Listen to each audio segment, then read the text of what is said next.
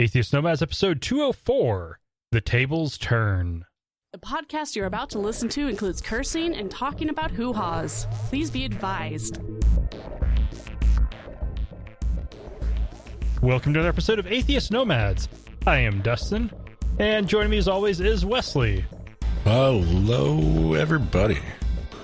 Yeah, and Lauren is again not with us. And just for the record, she probably won't be a regular from here on out. She'll be a happy guest on occasion. Oh, boy. Okay. Yeah, it's been adding stress to her. And understandable. Yeah. Well, shit. Send her our love. Mm-hmm. And, how have you been? Oh, boy. Not too bad. Took up a new position. I'm loaned out to a new department for a few months while a lady is, giving birth and doing the birth and, having the birth, and that takes a long time, I'm told. So, with any luck, though, I might be able to turn this into an engineering gig. So, working on that. Fingers crossed and all that shit. Very nice. Yeah. How about yourself? Oh, I've been doing all right. Work's been busy with the whole transition process. So, I've just been keeping busy. It's been hot.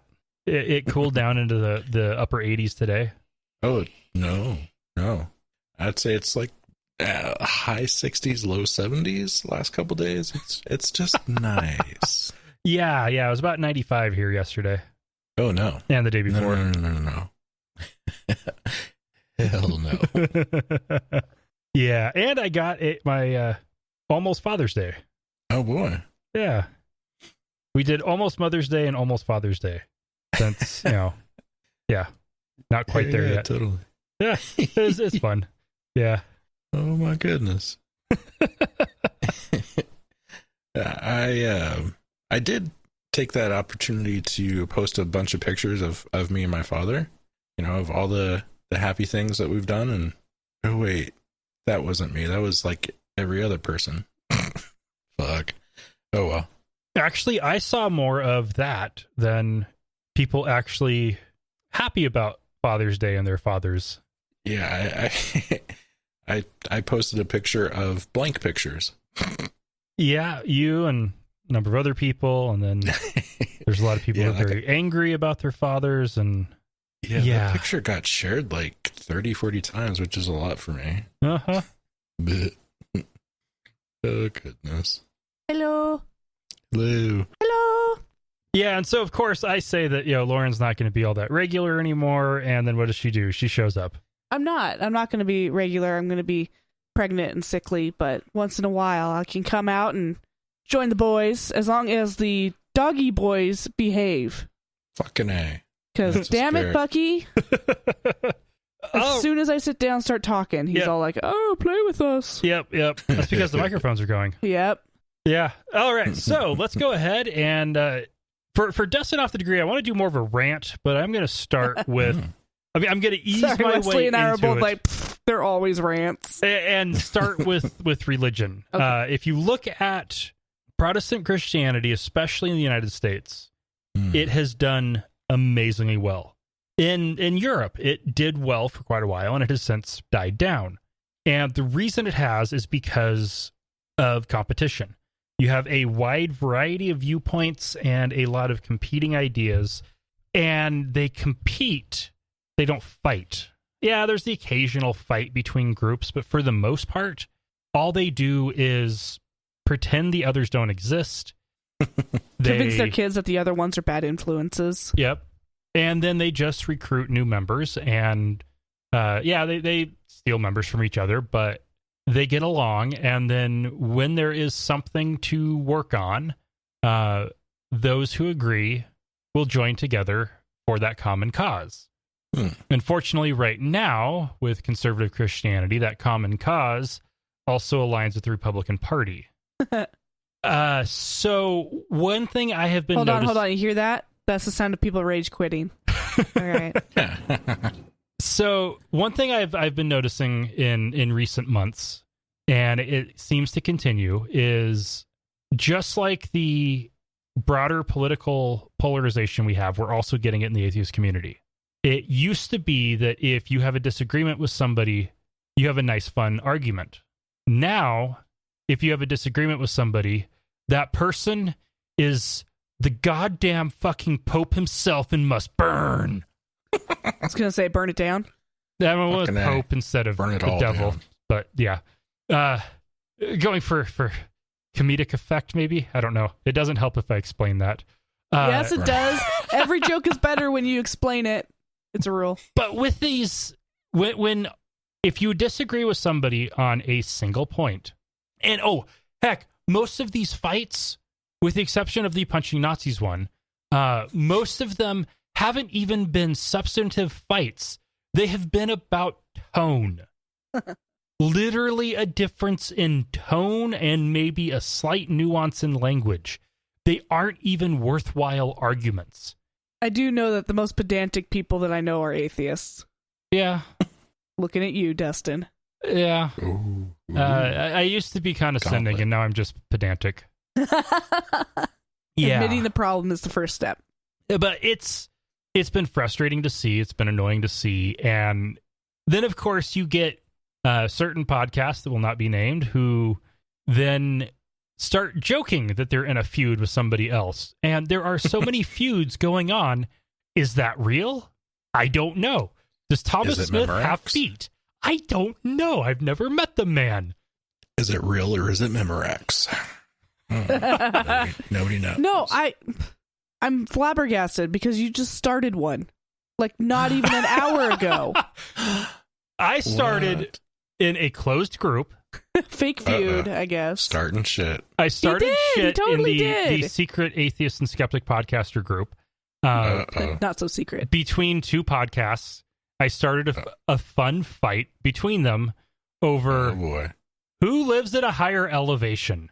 King of the Mountain. Fighting words, I can see. And one of the reasons I wanted to do that is it could be fun. People could let off a little bit of steam, have some laughs, and nobody's feelings is going to get hurt. Except for the Yeti. For some reason, a Yeti got involved. And I think its feelings were hurt. No, Shay confirmed that he is the one true Yeti. Oh, okay. Yeah. Atheists on High. Because of massive amounts of body hair? I think. Atheists on High claims to be the highest podcast at 6,200 feet above sea level. And they've now moved to 6,890. Waiting for Wrath. Colorado? Yeah. Colorado Springs. Waiting for Wrath has them beat at 72,000 feet. 72,000. 7,200. Yeah, majorly beat. Are they flying twice as high as a plane? That's pretty high, man. Sorry, 7,200 feet. And, it was amazing how many comments this got because it was a chance for people to fight and nobody get hurt. Yay. Because there are so many fights right now where people are forgetting that if you agree with somebody 99% of the time, that should be your best friend. If you agree with somebody 95% of the time, that should still be a good friend. Heck, if you agree with somebody 2/3 of the time, that's still somebody who is an ally the majority of the time, and you should stay on friendly terms.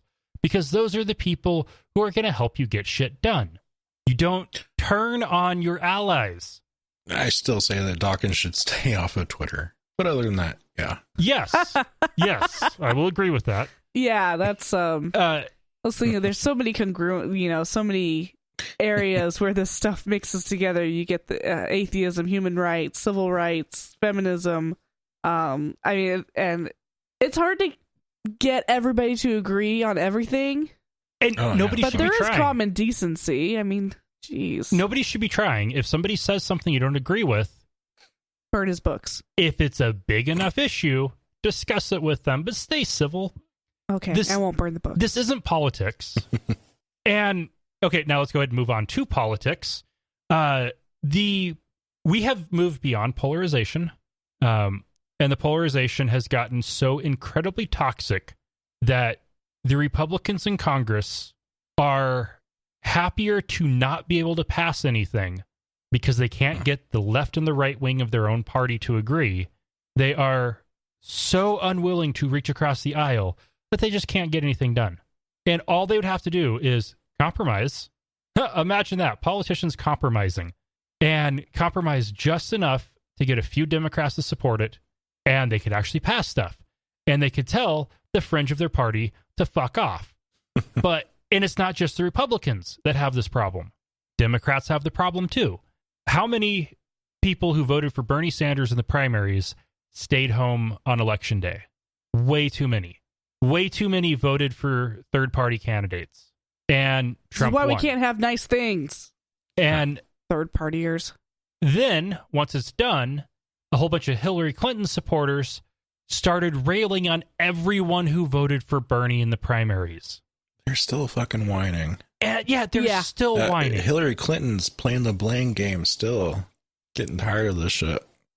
And, okay, there are two approaches to go if you have disagreements so big, or when you have disagreements that big.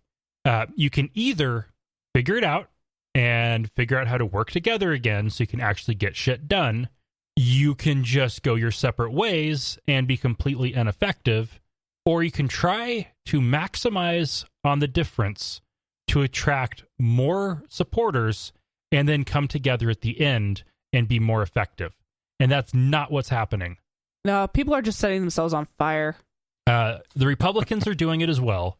And if we have a situation where not only do the two parties hate each other, but half of each party hates the other half.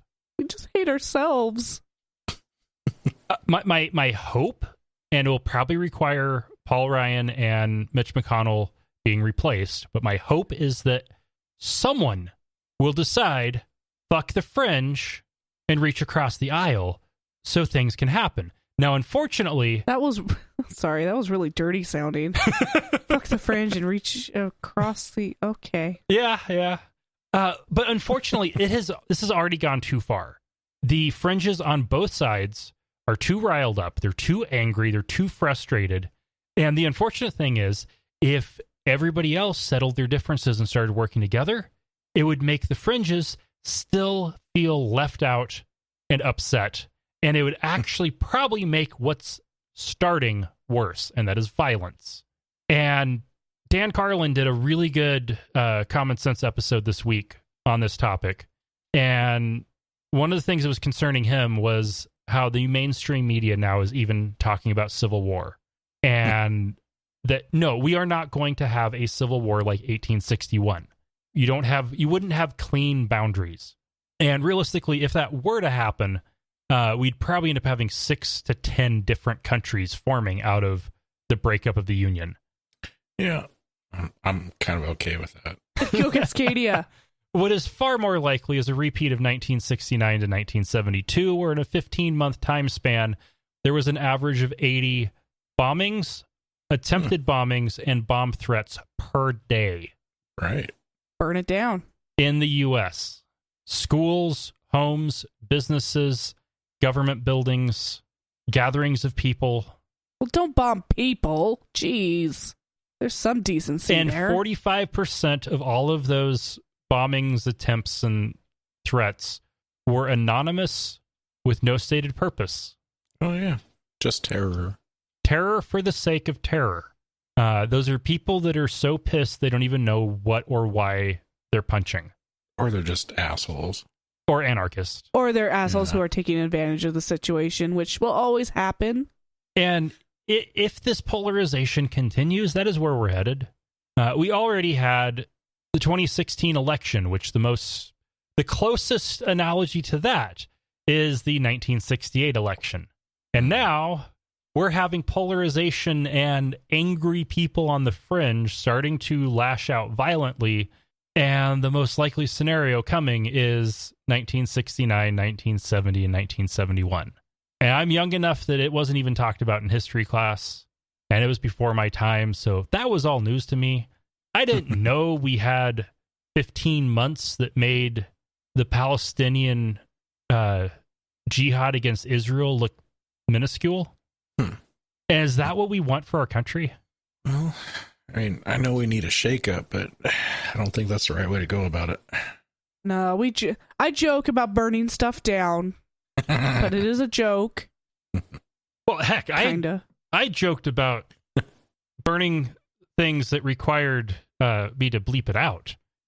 You chose to bleep it out. To avoid getting on certain watch lists. You were on the watch list, dude. I didn't. It hasn't happened yet, but I thought I was being facetious. Well, I was, but I didn't think that we were that close. Holy shit. Pull it together. And now we're going to talk about some of these crazy fringes, but we've got a break first, and then Wesley's got a funny story. Then we get into the angry, ranty news. Atheist Nomads is proudly brought to you by Archway Hosting. Check out their low-price, full-featured hosting solutions at archwayhosting.com. That's ARCHWAY hosting.com. Hey, we're also brought to you by listeners just like you. Find out how you can become a patron at patreon.com/atheist nomads. That's patreon.com/atheist nomads. Don't do it. All right, Wesley. I will put you down. I meant off my lap. All right. So, starting off the news, Noah the Gladiator fights a T-Rex wearing a party hat. Or it sure looks like a fucking party hat. Oh goodness. So yeah, Ken Ham. You might remember him as the dude that lost a debate to Bill Nye, but didn't know he lost. Or the freak that built an ark in Kentucky, all like Field of Dreams style. So he just put out a book titled Noah, Man of Resolve. On the cover, it shows Noah in a Roman Colosseum fighting a T-Rex. Even so, the book never once references this amazing bit of art. That is glorious. It kind of is. And I was really hoping there would be a whole story behind that. You would think. Because, Rowan's fucking Can you imagine somebody being like just really drunk going like, that's the cover. That's it. It's fucking glorious. I love this thing. It does look like a party hat, though. Yeah. It kind of does. And, it's a T-Rex, so little stubby arms. Not a chance in hell that the T-Rex could put a party hat on its on its giant head. So that means there has to be like a T-Rex wrangler of some sort to mount this head. Yeah, Noah. T-Rex handler. Noah's the T-Rex wrangler. But he's going to fight him right after it. Right. That's how you wrangled them. You wrangle them by wrestling them. Wrestling them down, tying them up. It's kind of like wrestling a bear, but times a million. I was thinking like how you do a calf rope, and then you once you get him down on the ground, you like put a hat on his head. But like, so even if you think you go with the Christian, conservative Christian like Ken Ham probably believes that Noah was 10 feet tall. Oh goodness! So even if he was 10 feet tall and weighed say 600 pounds, once you scale up appropriately, he's going up against a 20, 30 ton, 35 foot T-Rex. All I know is it'd be fucking massive. This would be not like wrestling a bear. This would be like wrestling an elephant. Yeah. He said Noah had resolve. He didn't say he succeeded. Well, he just resolutely tried to beat down a T-Rex and got stomped. But then he wouldn't have been able to finish the arc. Well, there's a lot of incongruities there. So no wonder that the T-Rex didn't get on the ark. Yeah. Yeah. Noah was so butthurt after losing that he was like, fuck you guys. My toys, I'm going home. Yeah. A side note to this, I just saw a story here which came out of religionnews.com, and it says that Ken Ham disputes reports the Ark encounter is sinking, and that's not literally, it's monetarily. No, it's so crazily big and heavy that it's causing the tectonic plate to subduct. Oh goodness! Because of so many people. The unfortunate thing is there's so few people. They a while back when the park first opened, there was they had like a range of of how many attendees they thought would attend and, come out to see this giant modern wonder of the world that was, built by real modern tools and not just like, fucking gopher wood and sap and shit. Right. Anyways. Right. Millions of people flocking to be saved from the deluge. Yeah. And this range of people from the high end to the low end of how many would attend, well, Ken Ham says that it's definitely on the low end of the spectrum. And local businesses aren't seeing a bump from, all these attendees that are coming. So I'm gonna go with my gut here and say, kind of like usual, if you say that the smallest amount of people are going, it's probably even way less than that, because you're trying to at least save a little bit of face. Mm-hmm. So I think the attendance is really shit. And major flop. I mean, it's bad. It's really bad. Well, heck, at opening, most of the people that present were atheist protesters. Oh goodness, yeah. This park is shit. I don't know. Now maybe if they had a T-Rex, then it would be awesome again. And T-Rex wrestling. Get Sue out there. Maybe they can make the park great again. Nervous laugh. Nervous. Yeah. That's good. Oh goodness. Major Schadenfreude in Ken Ham's misery. Yeah, like the guy just doesn't know when he's beat. I mean, God, I think what we all need to do is just start by pinning him down and shaving off that horrible beard that he has, and buying him some clothes from this century. Yeah, because I'm gonna talk shit like that. Oh man! All right. I won't. Yeah. Oh, go ahead. I won't body shame him. A la Spicer. Poor guy got fat shamed recently, but I will talk shit about his ugly beard. He could change that. Yes, he could. We think. Now for the whole reason for the title of this week's episode. The tables have turned. Dun, dun, dun. First story. There was an anti-Sharia law rally in Seattle. Yes. Look at you, Wesley. Let the ridiculousness of that statement sink in for a moment. An anti-Sharia law rally in Seattle. One man in attendance at the rally was headed back to his vehicle after it concluded when three people started harassing him. He pulled out his phone to video it when he was then headbutted in the nose, and a woman pulled a knife on him, cutting his arm and glancing his neck. Then while he tried to subdue her, one of the others started choking him, and the woman with the knife is now in custody. Dang. Hooray. Was the harassment related to the Sharia thing, or was this just a mugging? Yeah. Presumably it was. Okay. That's the way I understood it. Slashing Nazis now? Yeah, not cool. Don't pull a weapon. That just puts yourself at danger too. Use your words, people. And don't bring a knife to a gunfight. Or a phone fight. I can just see one of these days fights are just going to be people recording each other, yelling at each other. Yeah. That kind of happens already. Yeah. And unfortunately... Good evidence, man. This is evidence. Unfortunately, we aren't there. We aren't there yet because people are still using weapons. And, okay. An anti-Sharia law rally in Seattle. The victim... Stupidest fucking thing ever. It is. And the victim asked the media to keep his identity quiet because he's afraid of how people react. Because he lives in Seattle and went to an anti-Sharia law rally. We have those people here in Boise. I bet it would be really popular. They held rallies simultaneously in 25 cities. Yeah, because all that Sharia law and is they were so everywhere. well attended too.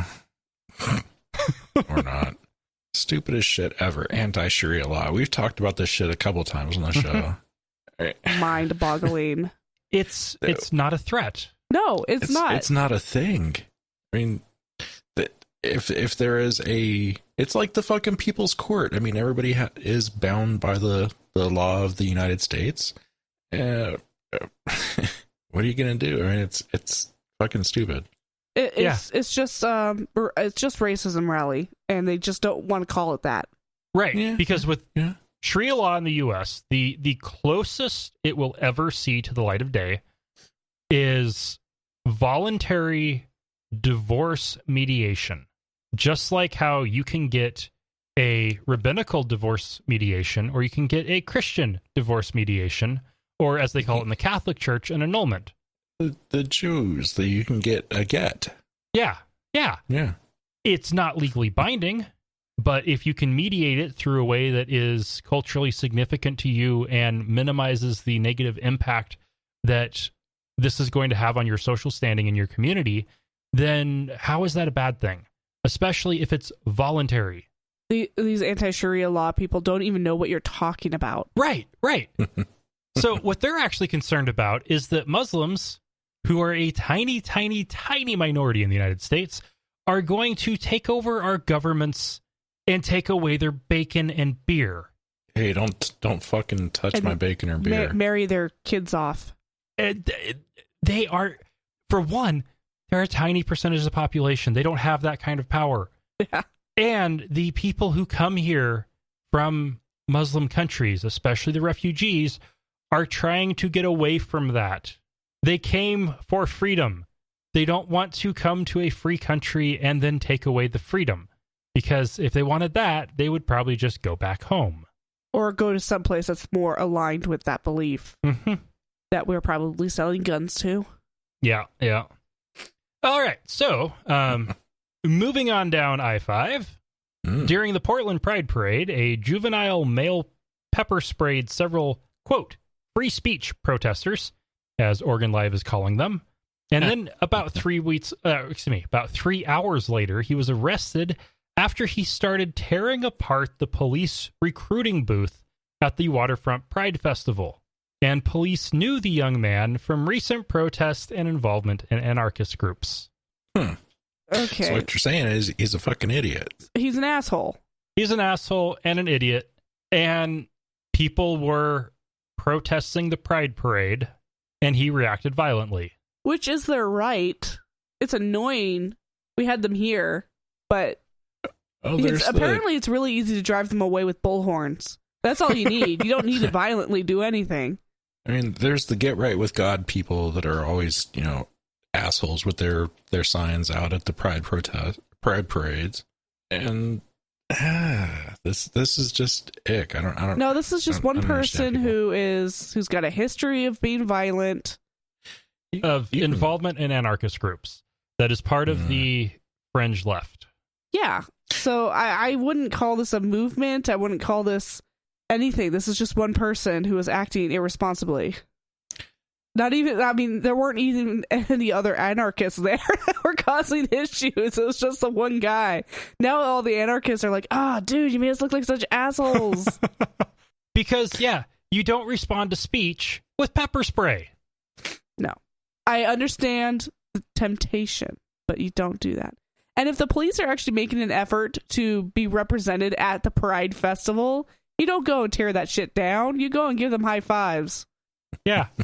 A recruiting booth. They're not only just trying to be represented there, they're trying to recruit people from Pride. Yeah.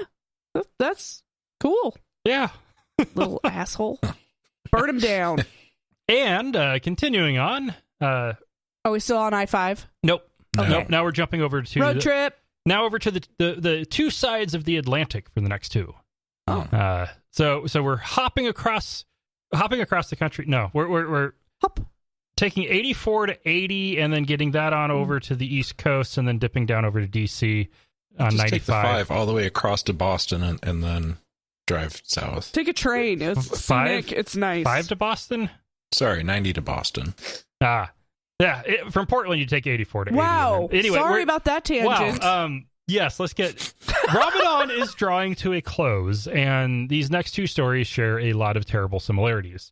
A 17-year-old Muslim girl was out with friends heading back to their mosque in a Northern Virginia suburb of Washington, D.C. for morning prayers after getting some breakfast at IHOP, when a man drove up and attacked her with a baseball bat. The friends were able to flee, but Nabra Hassanan's remains were found that afternoon. Oh, that's messed up. Police have a suspect in custody who, when they found the body, they saw somebody driving around looking really suspicious, and they grabbed him. The one time when looking suspicious actually was actually a thing. And he's been charged with murder, and as of at least doing prep, the police were refusing to answer as to why this is not being investigated as a hate crime. Because it obviously is. Ugh. I don't know. I mean, do we have any information on this guy? I thought he might be Muslim himself. That's what I've heard. So, I mean, if that was the case, then it wouldn't really be a hate crime. Well, at least not for religious reasons. But I've also read that the two had an argument of some sort when they were driving around. They referred to it as a road rage incident when it first happened, so that's believable. But yeah, fucking baseball bat. Nobody should die like that. Somebody killed a 17-year-old girl with a baseball bat. That is messed up. Seriously, yeah. Totally okay, so we got an update saying it was road rage. It was McDonald's, not IHOP. Red car approached as they were walking. Darwin Martinez Torres, probably not Muslim with a name like that, 22-year-old construction worker, got into an argument with a teen on a bike, and then he drove his car over a curb, scattering the group of as many as 15 teens. And then he caught up with them a little while later in a parking lot and chased them with a baseball bat, striking the 17-year-old Nabr Hassan and then abducting her in his car. Wow. Where he then assaulted her a second time and then dumped her body in a pond next to his apartment complex. So it may not have been a hate crime. It may have just been a really disturbed individual. That's messed up, though. That's, ugh. Not saying the police always make the right decision, but yeah, fuck. Nobody should ever have to die like that. I don't buy the whole road rage incident explanation. Yeah, that might have been what got him amped up, but you don't accidentally pick a fight with a bunch of teenagers. Right, you don't road rage when you go over a curb and hit a bunch of kids or almost hit a bunch of kids and then chase them down and then start taking a baseball bat to them. That's not road rage. I don't know, man. That sounds a lot more like hate to me. That's murderous intent, at least. I mean, that's... What was the guy carrying around a baseball bat for? After midnight prayers at a London mosque, a crowd formed around a man who had collapsed in the street. While they were administering first aid, Darren Osborne, a 47-year-old father of four who lived in Cardiff, Wales, drove a van into the crowd with the window down, laughing his ass off. He was then pulled from the vehicle and pinned to the ground, and the imam came and calmed the situation, afraid that they were going to lynch him. 10 people, all Muslim, were injured, and the man they were trying to help died, although it probably wasn't because of the incident. Osborne has been charged with the commission, preparation, or instigation of terrorism, including murder and attempted murder. Wow. God damn. Yeah, white people... not looking so good this year. I mean, actually, or ever. White people don't really have a good track record. No, not really. Yeah, fucking some shit up. Yeah. What the deuce? Yeah, for one, a Welsh terrorist? Seriously? I know that was a little weird. Yeah, where the hell did that come from? And well, Wales. His neighbors, including Muslim neighbors, thought he was just this nice, normal guy and had never had any problem with him. Well, one sounds like the Virginia shooter. Yeah, one does not try to kill people with a van while laughing. If you're gonna do it, you might as well. Fucking Joker style that shit. No, that's not normal. I mean, even for people who murder, that's not normal. That's a psychological break. That's something seriously wrong. Yeah, this. If you want to kill people, you'd expect anger, hatred, something like that, but not laughing. That's just like, okay, this person may not even be aware of what he was doing. No, I'm pretty sure he was. He's totally aware. If you're driving a van at 3 o'clock in the morning in a strange city through some little suburb of London and going right to where the mosque was at just the right time, that sounds planned. Yeah, that's true. I mean, it's planned. He just was insane. Not that that's an excuse. That's not what I was saying. just that is possibly the situation. Ugh, that's creepy. Now, with all of these, so this is London's third van attack in 3 months. And by van, just to make sure it's clear to American listeners, we aren't talking about passenger vans. We're talking more like moving vans. Lorries. Small trucks. And those are big and can do a lot of damage. It's the third van attack in 3 months. Copycats? They're easier to get than guns. This one isn't a copycat, it's revenge. The first two were Muslims attacking white people. This one was white English guy strikes back. Welsh. Okay, white Welsh guy strikes back. Sorry. And using the same mode of attack as the others. Yep. So, yeah, kind of copycat. Copycat revenge. But what I kind of see is the theme here, like in my rant earlier, normally, this isn't the kind of news we normally cover, because this kind of stuff normally doesn't happen. Sure. This is strange. Hopefully there aren't a whole lot of other scenarios like this. But well, actually, yes, there are. There are more that we aren't talking about.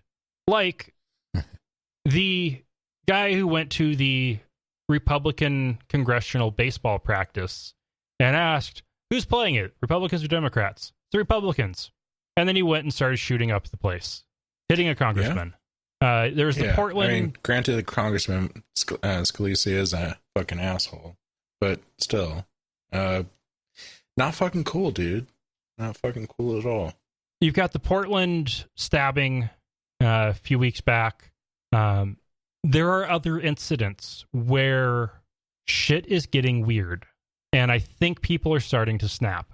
Yeah, people are reaching a fucking breaking point. And you wanted to bring a child into this world. People on the left, which unfortunately this guy had helped on Bernie Sanders to help promote him during the presidential run. And Sanders, of course, has like strongly rejected this guy and what he did, and don't fucking hurt people, don't fucking kill people. I mean, it's kind of basic. People are scared and people are angry. Actually, no, they're not scared. They're angry. People are angry and they're lashing out. Yeah. And this needs to stop. The world's fucking upside down. I mean, fucking Trump won. Everybody's fucking wondering what the hell happened. And wondering where we're going now. But if you react violently, if you start stabbing people, if you start shooting people, if you start driving vans into crowds of people, if you start punching Nazis. Well, punching Nazis. Oh, bring that up again. This is punching Nazis right here. Where it's going to go is everybody loses. Because when the violence starts, people get scared. And when people get scared, they want the government to protect them.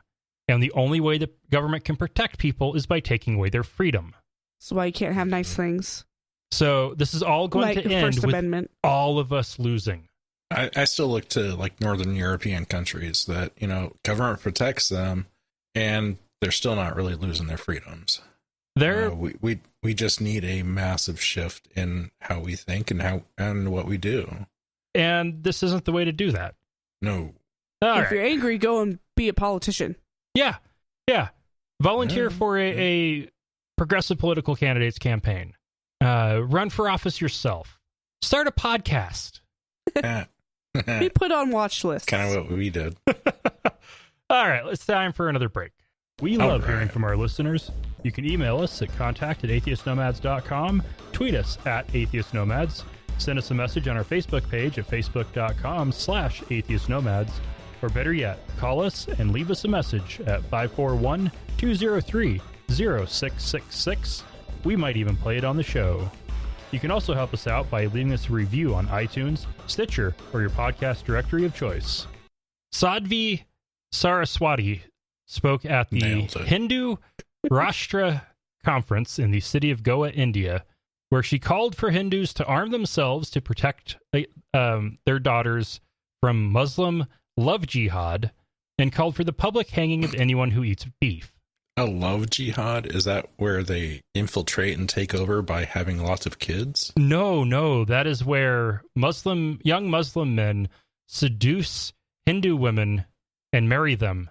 Yeah. And then whether they convert them to Islam or not, their children are Muslim. Yeah. That's, kind of what I was saying. Oh, Christians do okay. the same thing, don't they? It's called horizontal evangelism. Yeah. Horizontal? Yep, that's the term They for couldn't it. come up with a better position? That's how Rich Lyons got pulled into Christianity. Ah. Missionary joke. We just, me and Rich just had our 5-year Facebook friendiversary. Oh, nice. Aw.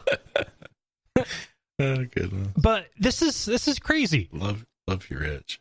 Arm yourselves to protect against love jihad. How is that going to help? Are you going to be doing reverse shotgun weddings? Well, I don't think we mean arm literally. She's calling for people to go out and buy guns to protect against, I guess, to shoot young suitors if they... Well, then nothing's changed. Dads are still going to do that. Just saying. And ridiculous. She wants anybody eating beef to be publicly hung. How hung are we talking? From gallows. Hung joke. Yeah. Well, it's like talking to a vegetarian. So you're taking things a bit far here. I get it. Beef is bad for the environment, but I just can't really take whatever a vegetarian says. I can't take it very seriously. Now Hindus and they to you. Hindus aren't necessarily vegetarian, but she says that they need to do that to demonstrate that they protect cattle. Yeah, they definitely might not be vegetarian, but they're definitely anti-beef. Yes, because cows are sacred. Most of the population doesn't care. Cows are tasty. Yeah, they're food. They would only exist if they were food. We don't use them to plow anymore. We don't get very many stories of extremists from Eastern religions. No. And I think there's a certain levity to it. It's like you can't believe that this is true because they're so It sounds like nice it should be a joke story. It's like hearing about a Canadian terrorist. It's just like, what? No. What, eh? No, eh? Did no they way. apologize after that? No. I'm sorry I shot you. Yeah, this isn't that. This is extremism. Luckily, it is a major minority. It always is, and that's all it takes. One crazy person. All right, Wesley, you've got the next one. Yes, I do. So, a mother was arrested for trying to beat demons out of her 11-year-old daughter. In public, no less. So, Kimberly Felder, she's a 45-year-old lady, and she was arrested Friday morning, like last week, for attempted homicide, assault with a deadly weapon, felony child abuse, and aggravated mayhem. That's from Humboldt County Sheriff William Hansel. So, holy fuck, she was doing this in public, and witnesses told authorities that that the mother was trying to perform an exorcism. She had stripped the 11-year-old girl naked and attacked her with sand and later a board. I mean, what?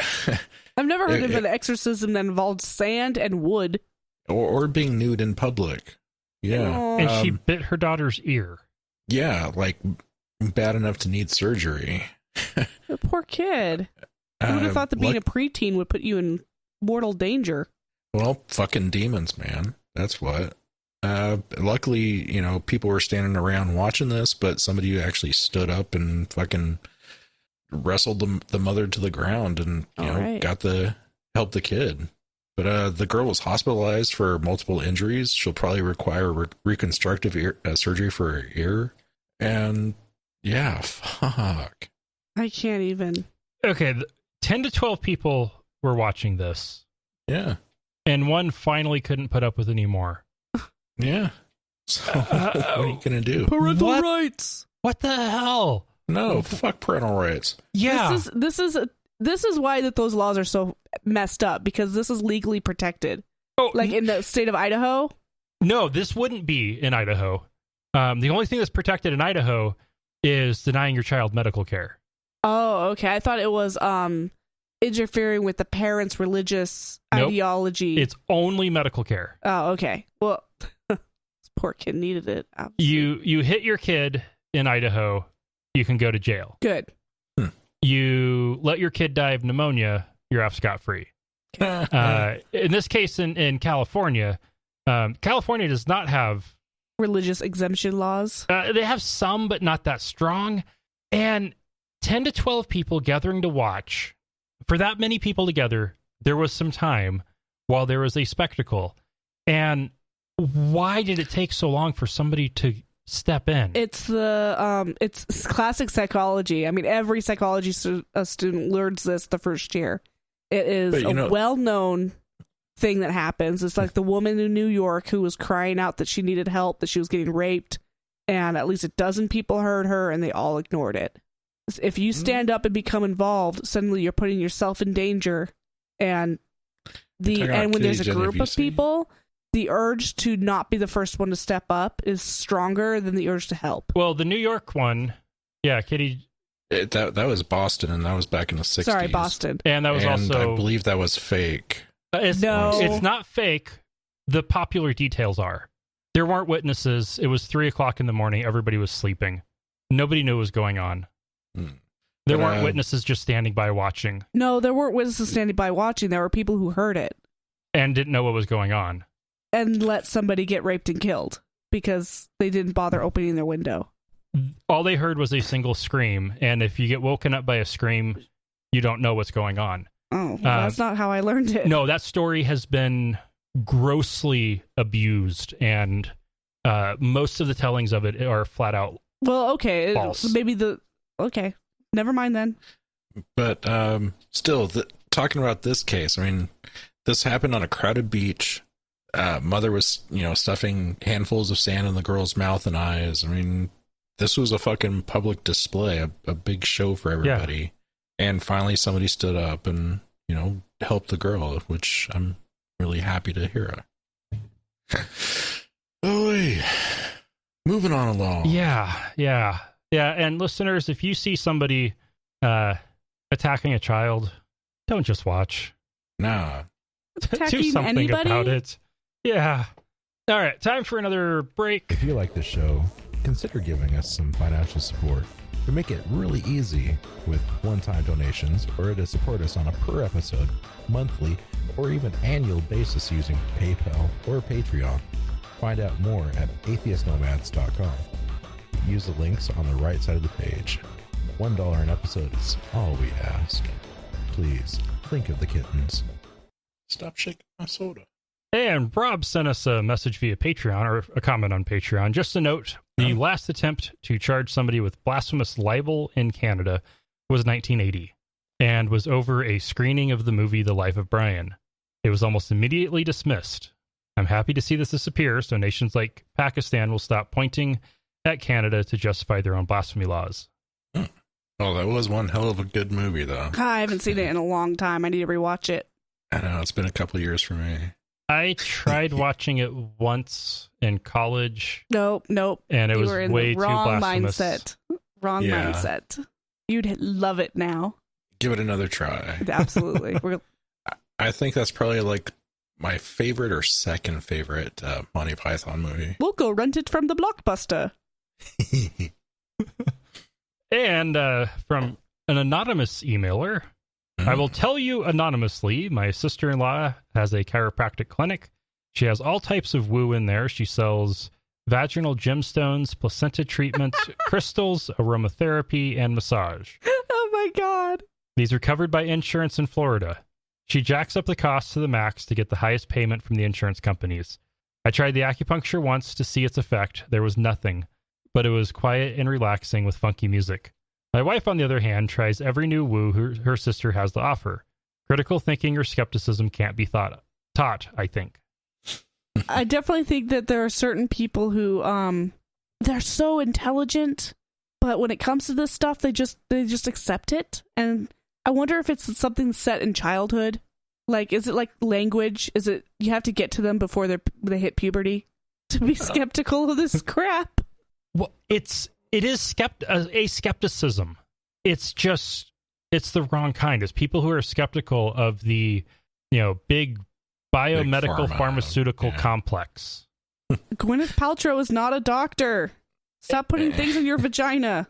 Well, unless it's pleasurable. Those fucking crystals can hold like stuff you don't want in your vajayjay and like give you bad infections and shit.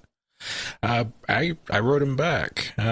Said I had growing pains when I was 18. They were so bad that I couldn't straighten my back or turn my head, and a trip to the chiropractor helped as far as I could tell. I also did Chiro Plus massage after a bad car accident, and that's what my insurance was willing to pay for, so I went. Again, it seemed to help, or at least it didn't seem to worsen it. I'm against the B caps and the crystal shit, but I give it a little bit of leeway to chiropractor visits for adults only, I should say, not for kids or any shit. Yeah. As for teaching skepticism to people you like, you got to throw a wrench in the gears occasionally. You're not going to get too far with this since you're messing with her livelihood. But, you know, kind of like street epistemology, go Socratic method on them. Basically keep asking them why and how questions forever, or until they, you know, start glaring at you. Until Thanksgiving dinner becomes really awkward. Well, and there's a crystal in my turkey. And with chiropractic, crystal in my turkey's vajayjay. With chiropractic, it's people like this guy's sister-in-law who help discredit their profession. They do everything they can to get as much money as they can, and gullible people think they are open-minded. No, they're greedy bastards ripping people off and trying to scam insurance. And those are frauds. Those people are committing fraud and need to be in jail. There are chiropractors who are basically massage therapists. Glorified physical therapists. In some actually, cases. I would put them a rung below physical therapists. Okay, well, anyway. So would I. That's why I said glorified. But they do the times when it helps is most reasonably justified is dealing with chronic pain. A massage can provide some relief for chronic pain. As soon as they try preventing cancer, that's malpractice. But also, you know, a couple of good muscle relaxants would probably help with chronic pain as well. That's the problem with chronic pain, is a lot of people don't want to take drugs for it.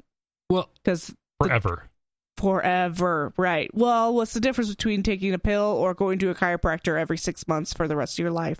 Actually, if I had to choose between taking a muscle relaxer every day or seeing a chiropractor every month, I would see a chiropractor every month. Because then I wouldn't be fuzzy-headed all the time. See, it's kind of hard because I've never actually had chronic pain, so I can't say. Well, like I was kind of alluding to, I'm open to chiropractic. It definitely needs more. I think it needs more study, but I know there's a lot of people out there that say that it basically doesn't do much, if anything, and I don't know.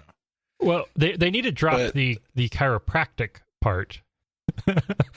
Which is the aligning the body's natural energy flow to promote better health. Sure, that's total bullshit. But, you know, cracking my back, it kind of feels good. It could just be an endorphin thing, but it sure feels like I'm able to move better. But that could just be because my muscles are being stretched. Yeah. And there is a certain point where I have to say, if it works for you, I can't argue with it. It's like my friend who got an ear piercing to fix her migraines. I'm not convinced that that's a real thing, but she hasn't had a migraine in 2 years since she's had it, and she claims that this was her cure. And I'm just like, you know what? If it worked for you, then who am I to naysay it? But when people are paying out money, huge amounts of money, when insurances are supporting these things that are clearly fraudulent, it's upsetting. You feel like you're getting ripped off. Yeah. Well, yeah, like I said, messing with your livelihood. I don't know. Point. Kind of definitely upsets me. All right, Wesley. Anyways, yeah. You've got the next one. Your Baptist convention story. Oh, okay.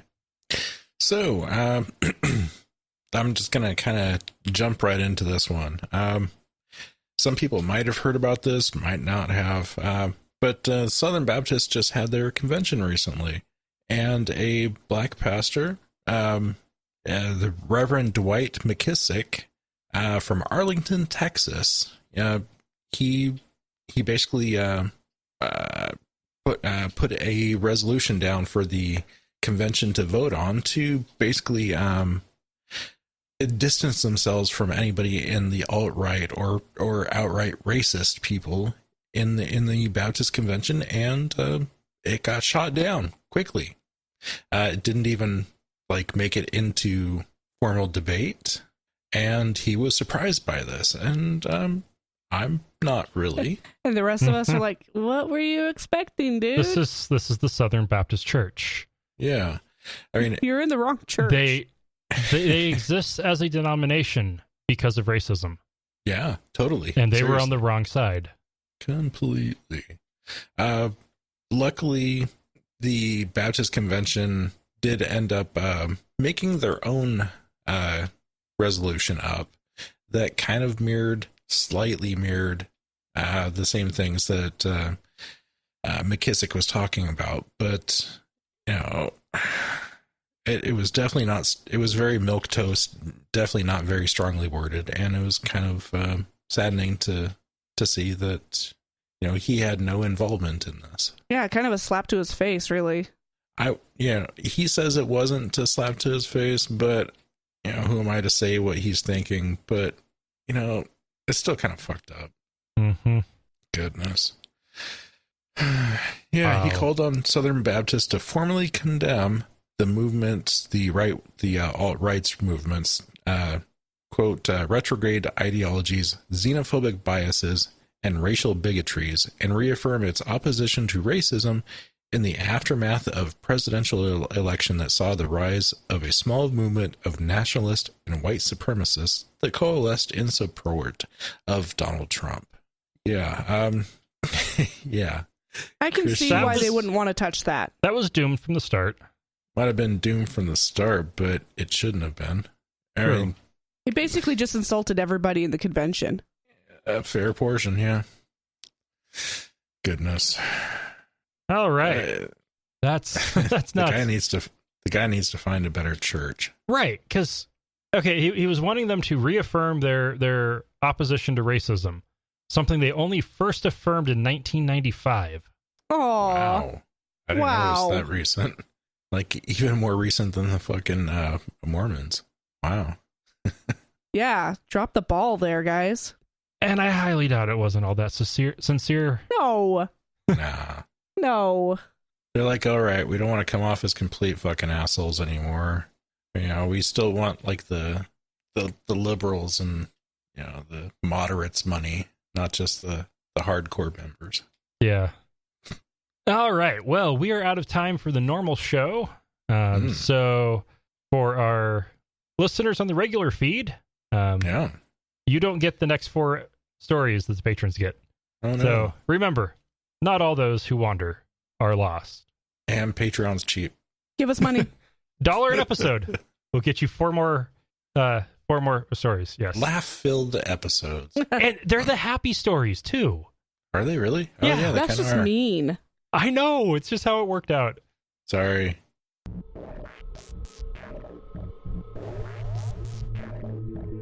Thank you for listening to another episode of Atheist Nomads. You can find show notes and contact information at atheistnomads.com. Follow us on Twitter at Atheist Nomads, and like us on Facebook at facebook.com/Atheist Nomads.